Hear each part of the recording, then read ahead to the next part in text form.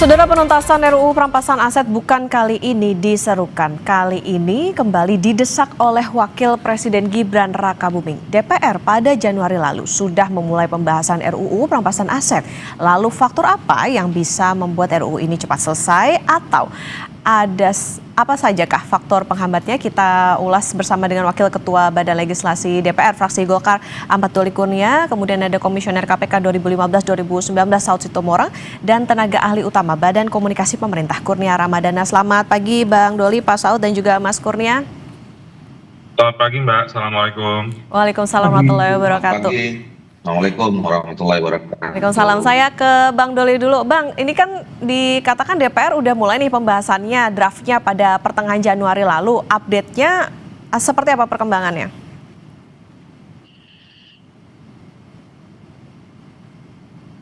Iya, betul. Halo. Ya, update-nya gimana Bang Halo. Doli? Iya, ini kan kita di DPR sebetulnya sudah merespon cukup baik ya. Bahkan kemarin di akhir tahun 2025, tepatnya sekitar bulan September dan Oktober, kami di Badan Legislasi itu kan sudah merevisi Prolegnas ya, dan kemudian memasukkan rencana pembentukan undang-undang perampasan aset ini sudah kita masukkan dalam list prolegnas, bahkan di dua tempat, yaitu prolegnas di tahun 2025 dan kemudian juga prolegnas di 2026. Nah, itu adalah untuk mengantisipasi bahwa kalau memang semua dan segala sesuatunya dikoordinasikan selesai dengan pemerintah, bisa dimulai akhir tahun 2025, kita juga sudah siap. Tetapi kalau kemudian memang dua hal ya, kalau belum dibahas di tahun 2005 atau kemudian dibahas 2025 tapi belum selesai, itu kita sudah punya jaring pengaman, kartu pengamannya di tahun 2026. Nah, alhamdulillah kemarin Telkom 3 yang memang disepakati untuk membahas undang-undang ini bersama dengan pemerintah itu sudah memulainya. Nah, kita tinggal menunggu dan kemudian mendorong ya supaya memang ini segera prosesnya cepat dan bisa selesai. Oke, berarti di Komisi 3, nah ada laporankah Bang soal dari Komisi 3 ke baik DPR, apa aja isinya?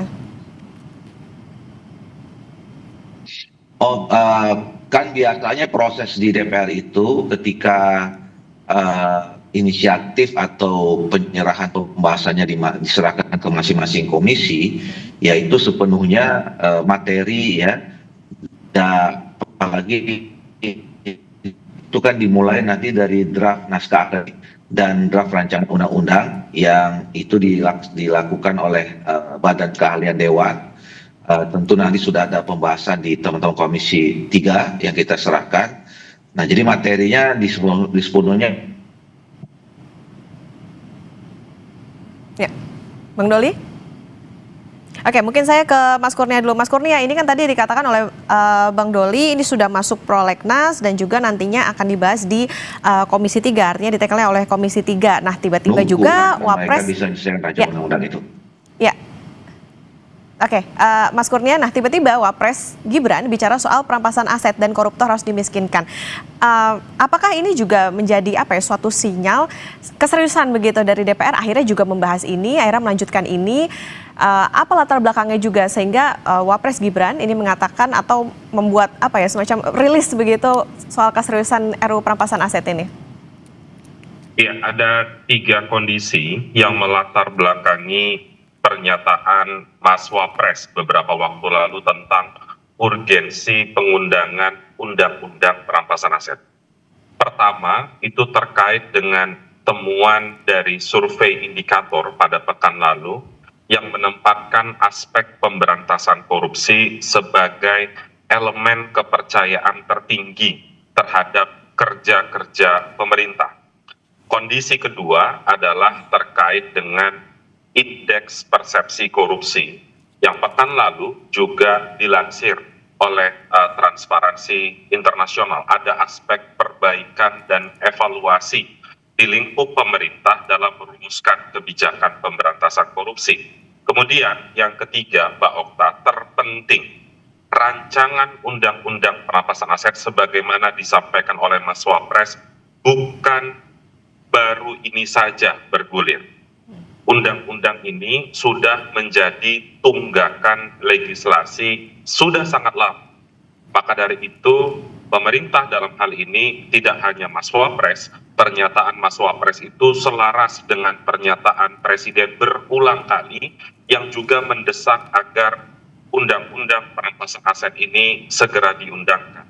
Di waktu yang sama, Mbak Okta, tentu pemerintah mengapresiasi kerja dari DPR sekitar 3 minggu atau 1 bulan yang lalu, di mana Badan Keahlian DPR sudah mengadakan pertemuan dengan Komisi 3 DPR RI yang mengatakan itu menjadi sinyal bahwa undang-undang perampasan aset yang selama ini dinanti oleh masyarakat dan aparat penegak hukum segera bergulir. Mari kita lihat prosesnya dan tentu pemerintah berprasangka baik agar undang-undang ini dibahas secara meaningful participation.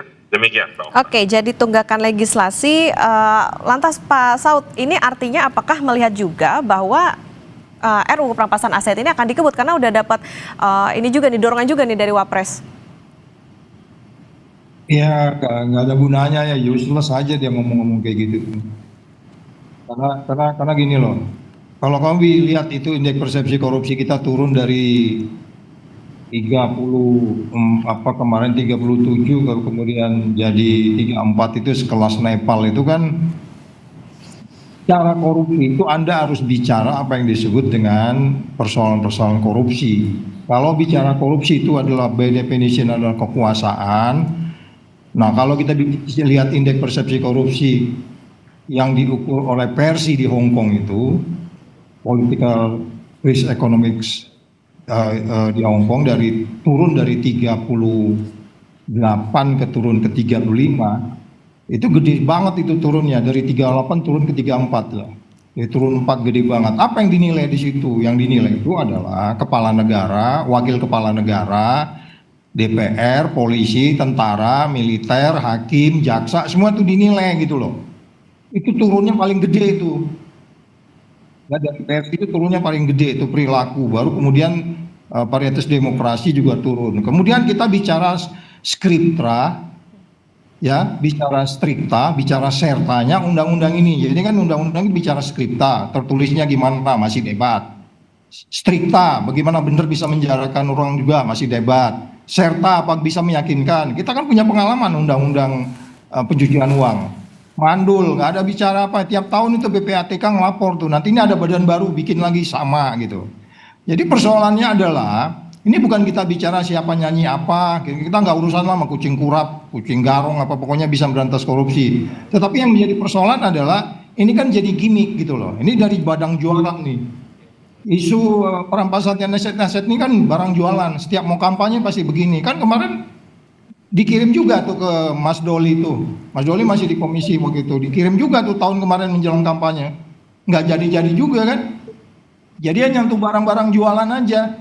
Jadi apa yang disebutnya politik, yang disebutnya ini terjadi juga di banyak negara. Ketika orang punya kelemahan, ketika orang punya problematik dalam dirinya, siapakah Anda? Politisi kayak apa kayak, nah itu dia selalu bicara integriti itu, bicara anti korupsi itu banyak di negara lain, 1MDB di Filipina itu mirip sama gitu. Jadi kita mau kayak gitu kan, kalau saya nggak mau, apa? Tuhan nggak ada gunanya, nggak usah didengerin, gitu aja Mbak, makasih. Oke, nah tadi kalau menjadi sorotan soal bagaimana keseriusan dari DPR, jangan sampai ini jadi gimmick doang nih, apalagi menuju tahun-tahun pemilu gitu. Nah Bang Doli, tanggapannya gimana nih dari DPR? Apakah ada yang ditunggu juga dari pemerintah sampai akhirnya harus dikebut juga nih untuk RUU perampasan asetnya? Iya, saya kira memang saya tidak menangkap ada soal gimmick ya. Karena kalau disebutkan tadi misalnya saya tidak tahu kalau periode yang lalu saya waktu itu ketua Komisi 2 ya, yang memang tidak berhubungan langsung dengan soal undang-undang ini. Tetapi waktu itu saya juga menjadi salah satu yang mendorong supaya undang-undang ini segera dibentuk gitu.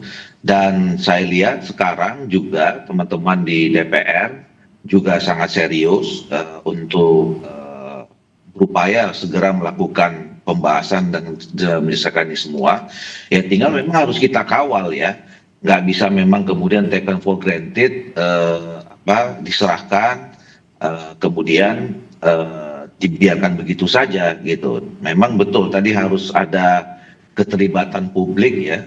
Pertama tentu di dalam proses pengawasan ini supaya memang jadwalnya ketat gitu. Kemudian yang kedua dari segi materinya itu tadi misalnya perlunya ada proses meaningful participation, keterlibatan masyarakat, keterlibatan publik, sehingga memang isinya, substansinya itu sesuai dengan harapan kita. Undang-undang ini lahir untuk menjadi bagian penting di dalam kita pemberantasan korupsi. Oke. Ya, Mas Kurnia, apakah masih terhubung? Masih, Mbak. Ya, Mas Kurnia, tadi melihatnya seperti apa Mas? Sebetulnya juga dari DPR sudah ada upaya nih, dikatakan demikian oleh Bang Doli, sebetulnya sudah ada proses dan lain sebagainya. Tapi menurut Pak Saud, ini kok kayaknya jadi gimmick doang nih untuk RUU perampasan aset. Nah, keseriusan dari pemerintah seperti apa untuk koordinasi maupun juga keseriusan bersama dengan DPR untuk RUU perampasan aset ini? Iya, pertama keraguan itu amat sangat wajar disampaikan. Karena secara faktual memang kalau kita melihat naskah akademik rancangan undang-undang perampasan aset itu sudah ada, Mbak Okta, sejak tahun 2008. Jadi praktis lebih dari 15 tahun undang-undang ini dinanti oleh semua pihak. Bukan hanya dinanti oleh masyarakat, karena secara faktual memang undang-undang ini amat sangat dibutuhkan oleh aparat penegak hukum.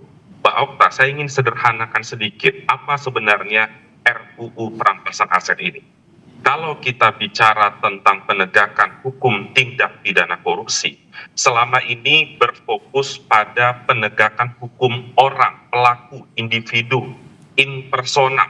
Kalau kita menggunakan rezim perampasan aset, maka kita memindahkan aras hukum pidana dari in persona menjadi in rem, aset. Fokusnya adalah aset yang tercemar dari praktik kejahatan, tidak peduli pelakunya ada di mana. Dan juga Mbak Okta, meskipun memang ketika ini ada undang-undangnya ada di DPR, ada banyak hal yang nanti harus dibahas lebih lanjut. Misalnya yang pertama, lembaga mana nanti yang akan mengelola aset tercemar tindak pidana. Kemudian yang kedua misalnya, adakah batasan waktu dalam proses penegakan hukum? Kenapa ini penting, Mbak Okta? Karena kita bicara penegakan hukum yang berorientasi pada aset yang ada nilai ekonominya. Maka kalau ini berlarut-larut penegakan hukumnya, ada potensi pengurangan nilai aset tersebut. Mbak Okta, undang-undang ini sebenarnya sudah jamak dilakukan di banyak negara. Mas Wapres juga sudah menyampaikan secara contoh lain, misalnya ada negara Filipina, ada Australia, ada Amerika Serikat yang sudah berhasil untuk memaksimalkan pemulihan kerugian akibat tindak pidana. Terakhir Mbak Okta, undang-undang perampasan aset ini sebenarnya tidak hanya bicara tentang tindak pidana korupsi. Ketika kita bicara tentang undang-undang perampasan aset, maka kita bicara tentang tindak pidana ekonomi. Ada korupsi di sana, ada narkotika di sana, ada terorisme di sana, dan ada banyak tindak pidana lain. Maka dari itu, penjelasan Mas Wapres dan pidato-pidato Presiden selalu menyebutkan undang-undang perampasan aset sangat amat penting terkait dengan upaya penegakan hukum tindak pidana ekonomi. Oke, kalau gitu, ya kalau saya ke Pak Saud. Pak Saud, tadi yang di-highlight menarik soal bagaimana memaksimalkan kerugian negara yang bisa dikembalikan. Kalau dari catatan Pak Saud seperti apa? Kemudian tadi Pak, soal kendala mungkin yang bisa ditemui begitu dari perjalanan RUU perampasan aset ini, karena kan ini juga tadi menjadi catatan ada ini sudah lama ya, bahkan dari era Presiden SBY. Ini apa saja Pak kendalanya? Ya kalau saya yang tahun 2004 kan saya masih di BIN ya, jadi kita udah bicara itu tuh. Karena itu kaitannya nanti itu ada kaitan dengan kejahatan transnasional. Saya di Transnational Crime Task Force waktu itu. Jadi udah dibahas itu kan, ini kaitannya juga nanti undang-undang terorisme dan lain-lain. Jadi yang disampaikan Kurnia tadi itu udah cukup lama dan sampai hari ini masih hanya omong-omong aja gitu. Padahal di depan itu ada piagam PBB yang kita tanda-tangani, ada juga 4 persoalan juga yang dilaporkan ke Presiden oleh Abraham Samad kemarin, ya. Kemudian Wapresnya ikut nimbung-nimbung, nyambut-nyambut gitu, TikTok gitu kan. Ya saya pikir kita jangan masuk di situ deh gitu. Sekarang sustainability-nya gimana gitu. Bayangin aja dari sisi kompetitif kita ini turun dari 45 ke 26 gitu something ya, bahwa kita cara bersaing aja kita nggak benar gitu. Cara bersaing kita nggak benar tuh kenapa? Bangun bandara kayak begitu, ya kan? Jadi saya bilang begini, daripada kita memang di sini nanti melaksanakan sesuatu undang-undang yang nggak jalan, undang-undang KPK itu kan hancur, padahal udah jalan, diganti ya nggak?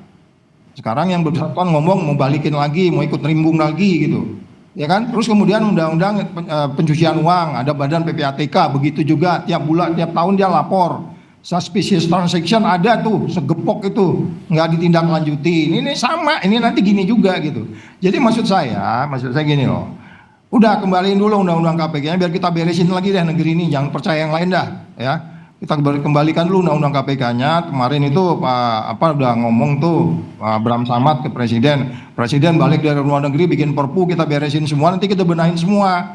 Mulai dari pencegahan, koordinasi, supervisi, monitoring, pencegahan, penindakan tuh dibenahin semua dari awal. Kalau enggak nanti Presiden juga menggimik, percaya deh. Tahun depan ini kita menuju indeks persepsi korupsi 30. Kalau begini cara kita menyelesaikan, jauh di bawah Nepal. Jadi jangan gimik-gimik lagi, udah diam-diam Mas Kurnia jadiin tuh bulan depan diketok, udah gitu aja. Udah jelas kok itu, naskah akademiknya udah jelas tuh. Yang kalaupun ada persoalan-persoalan menyangkut strikta dan serta di dalam membuat undang-undang itu dibuat. Jangan bikin undang-undang isinya sudah jelas padahal nggak jelas gitu. Dijelasin tuh, Kurnia paling sering tuh pusing dia. Setiap pada undang-undang sudah jelas padahal nggak jelas gitu. Jadi harus, ini maksudnya kita hari ini secara khusus kalau kita bicara strikta dan sertanya, jadi artinya skripnya dibahas dulu, itu soal lain. Ya tadi dibilang kan meaningful participation. Siapa yang belum berpartisipasi di dalam undang-undang pemberantasan aset ini? Semua kita, setiap TikTok itu orang di kampung aja udah partisipasi. Kurang apa itu? Ayo. Nah, jadi jangan bicara ini apa meaningful participation lagi. Sudah sangat banyak. Itu sebabnya saya katakan kembali sekali lagi, ini tinggal kemudian disahkan aja segera. Walaupun nasibnya nanti seperti dengan undang-undang yang kita sebut sebagai undang-undang pencucian uang, padahal udah ada badannya, ya memang nasib negeri ini mesti begini, nunggu gua jadi presiden kali gitu, Okta. Oke, nah Bang Doli minta segera disahkan, gimana nih Bang? Termasuk juga tadi yang menarik juga Pak Saud mention soal kayaknya yang dibenahi harusnya UKPK-nya dulu nih, gimana nih Bang?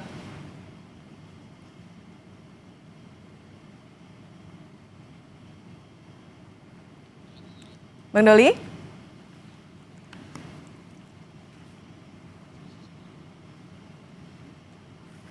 Ya, Bang Doli?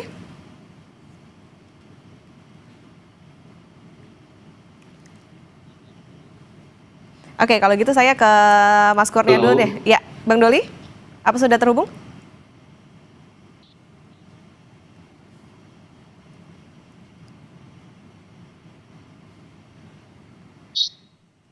Oke, Mas Kurnia.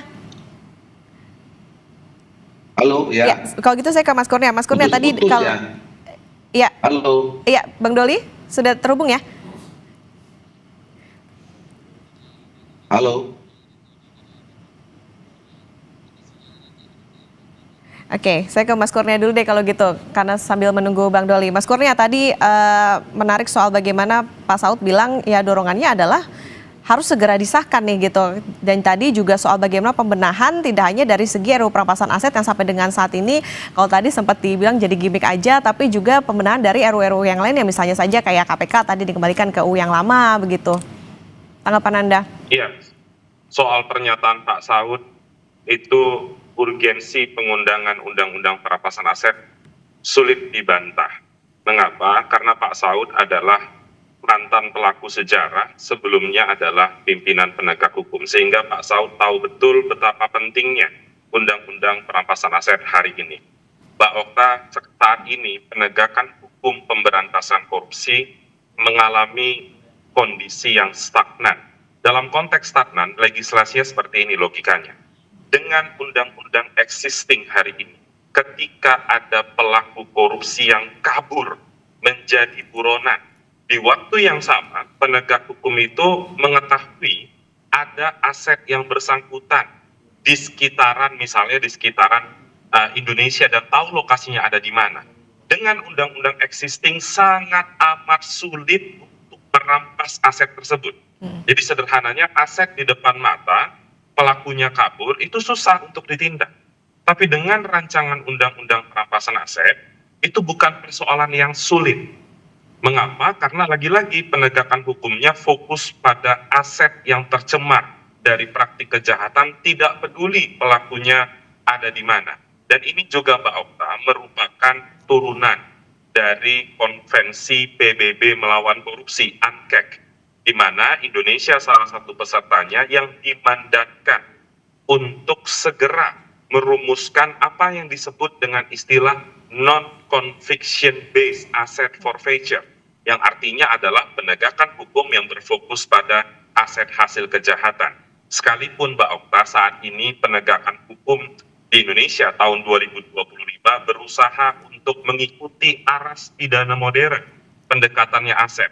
Sepanjang tahun 2025 ini bukan untuk membangga-banggakan, tapi dalam konteks transparansi data penegakan hukum pemerintah. Sepanjang tahun 2025, aset recovery dari 3 aparat penegak hukum, Kejaksaan, KPK, dan Polri, jumlahnya 28,6 triliun rupiah. Faktual, bukan potensial ke depan. Namun tetap saja Mbak Okta, gap dari kerugian negara dengan aset recovery masih terlampau jauh. Maka dari itu Mas Wapres juga mengutip data dari Indonesian Corruption Watch yang selama ini juga konsisten bicara tentang gap pemulihan kerugian negara dengan aset recovery dan dikaitkan dengan konteks undang-undang perampasan aset. Jadi selaras dengan keinginan pemerintah untuk menciptakan iklim penegakan hukum pemberantasan korupsi yang lebih garang ke depan. Demikian, Mbak Okta. Oke, karena sudah terhubung Bang Doli, tadi juga berarti artinya ini kan Wapres juga tidak hanya mendorong tapi juga sepakat nih dengan bagaimana poin-poin soal misalnya harta koruptor bisa disita tanpa putusan pidana begitu. Nah ini juga ada dorongan untuk segera yuk dibahas maupun juga disahkan. Dari DPR seperti apa Bang?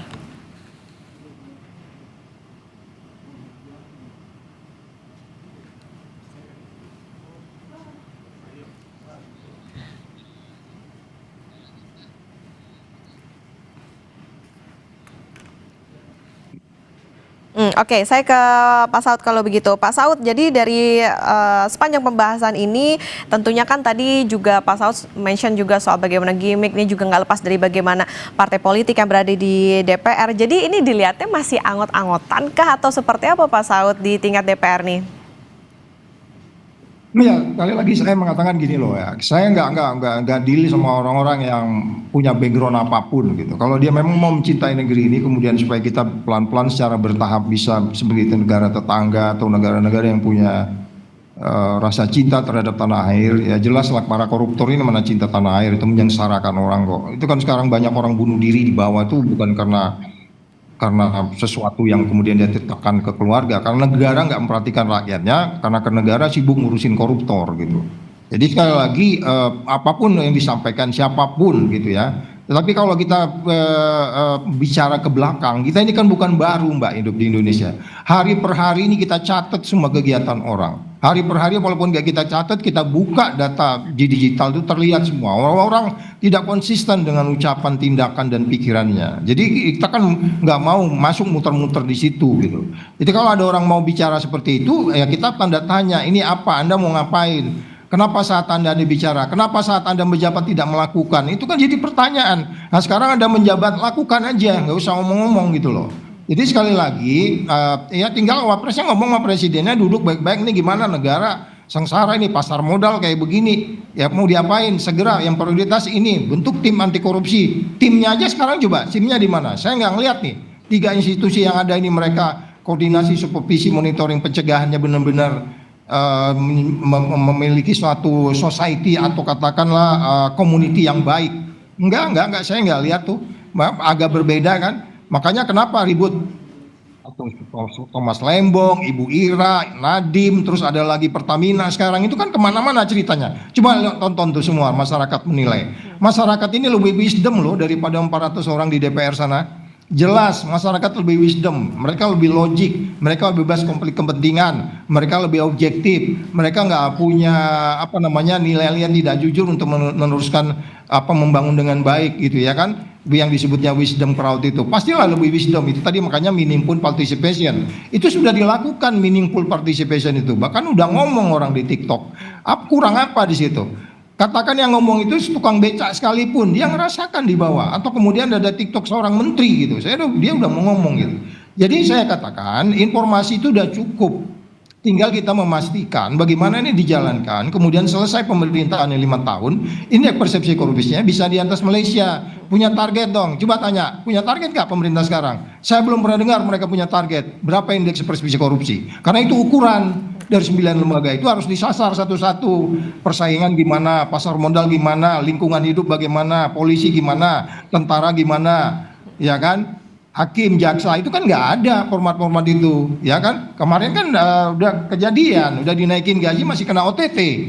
Ya kan? Itu apa dong itu? Indikator apa itu? Jadi yang dimaksud dengan kejar sampai ke Antartika itu nggak berguna di bawah. Ini tinggal di pedangnya ditebas-tebasin aja sebenarnya gitu loh. Dengan undang-undang yang ada pun, katakanlah Mas Doli dan kawan-kawan sulit untuk menyelesaikan hanya menyangkut masalah skripta, strikta dan serta tadi itu. Ada ayat-ayat yang masih belum bisa diselesaikan dengan baik. Dengan yang ada sekarang saja pun kalau mau itu dilakukan oleh Mr. Presiden, kita bisa clear dengan cepat. Tapi ada sejumlah instrumen-instrumen yang harus dilakukan dengan transparan, bicara dengan rakyatnya, akuntabel, bebas dari konflik kepentingan dan dilakukan dengan fair.